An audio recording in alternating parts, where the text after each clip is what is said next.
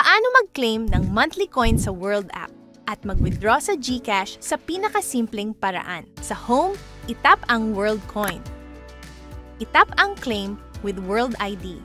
Siguraduhing i-check ang spending sa ibaba ng vault. At itap ang Continue.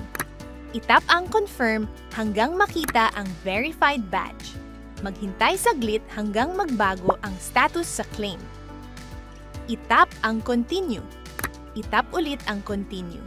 Makikita muna ang calendar ng monthly claim mo sa World app. Paano mag-cash out from World app to GCash? Sa mas simpleng paraan. Sa Home, pindutin ang settings sa taas. Hanapin ang contacts. Kung hindi mo pa nailalagay ang iyong mobile number, itap ang Add Phone Number. Ilagay ang mobile number mo na connected sa GCash account mo. Pindutin ang Confirm. Ilagay ang 6 na digit code na pinadala sa iyong mobile number. Bumalik sa Home at itap ang Wallet. Itap ang Send. Itap ang World Coin.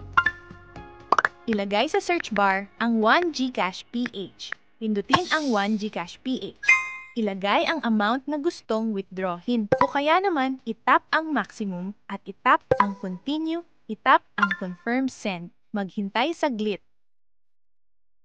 Itap ang Done. I-open ang inyong GCash app at tignan ang balance mo.